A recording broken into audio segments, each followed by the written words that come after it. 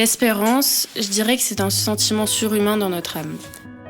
Quand on a de l'espoir, on sait que notre vœu peut se réaliser. Or, l'espérance est un miracle. Seul Dieu est capable de nous donner l'espérance. Où ai-je la tête ? Ma vie je l'aime pas mais j'ai peur de la perdre. Ma relation avec Dieu n'a pas été toute rose comme aujourd'hui. J'ai commencé par faire beaucoup de péchés, comme les autres adolescents de mon âge. Puis je me suis rendu compte que je les avais blessés de multiples façons. J'ai l'impression qu'à chaque fois je suis bloqué mais je dois faire mieux. Et je me suis posé cette question. Si les autres ne peuvent pas me pardonner, qui le fera ? Et c'est comme ça que j'ai rencontré Dieu. C'est alors que j'ai senti que Dieu m'avait fait un signe et j'ai senti de l'amour, de la tendresse et une aide puissante pour avancer dans ma vie. Alors oui, je continue de faire d'innombrables erreurs comme tout le monde, mais je sais à présent que Dieu est avec moi. Et c'est formel, je crois qu'il y a un Dieu qui m'aime. Par exemple, mon amie a un cancer, mais je sais qu'elle peut guérir. J'espère qu'elle guérira. Par contre, ma mère va mourir dans 1 semaine. C'est impossible qu'elle guérisse.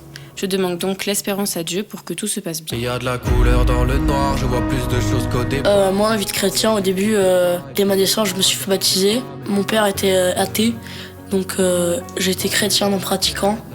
Et mon entrée en 6e, elle était un petit peu catastrophique. J'avais des notes qui étaient nulles. J'avais des amis hypocrites. J'avais des gens qui m'harcelaient. Du coup, à la fin, j'ai dû quitter le collège. Oui, dans mon cœur. Je suis arrivé ici. J'avais peur, je stressais. Mais au début d'année, j'ai fait la rencontre de Elio et de Paul qui m'ont initié à la chrétienté. J'ai pu m'y intéresser. Maintenant que je reconnais ta voix. Et c'est fort, mec. J'ai l'impression de planer. Pendant l'année, il s'est passé que des choses merveilleuses. Ma grand-mère était tombée malade, mais elle a réussi à s'en sortir. Après, j'ai eu des très bonnes notes, des très bons amis. Je vais continuer à prier aujourd'hui, et demain, et pendant le futur. Et je sais que si un jour je tombe, il sera toujours là pour me relever et pour me donner un nouveau souffle. Maintenant je vais de l'avant, je regarde plus en arrière. Même dans les moments les plus bas, dans la tristesse et la défaite, Dieu nous donne son espérance. Un sentiment surhumain qui nous permet de ne pas baisser les bras, de regarder devant soi et avancer avec la grâce de Dieu. Je vais de l'avant, je regarde plus en arrière. Je suis ton enfant, même dans le noir, oui tu m'éclaires. Plus rien nous séparera, car tu vis au fond de moi. J'ai déjà fait mon choix, je veux me blottir dans tes bras. Et c'est fort, mec, j'ai l'impression de planer. Même si je voulais pas voir cette lumière dans le noir. Et c'est formel, je crois qu'il y a un Dieu qui m'aime. Mais je n'y croyais pas. Il est la lumière dans le noir. Une nuit, je fis un rêve. Je marchais sur la plage avec mon Seigneur. Sur le ciel noir, des épisodes de ma vie furent projetés, comme un immense écran.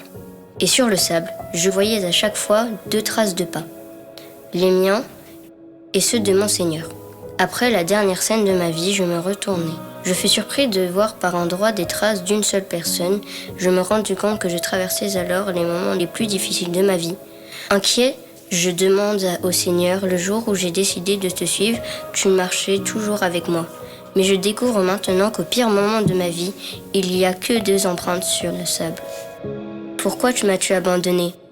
Il répondit, mon enfant chéri, je t'aime et je ne t'abandonnerai jamais, jamais, jamais. Surtout lorsque tu passes par une épreuve. Les jours où il n'y a qu'une seule empreinte dans le sable sont exactement les jours où je t'ai porté dans les bras.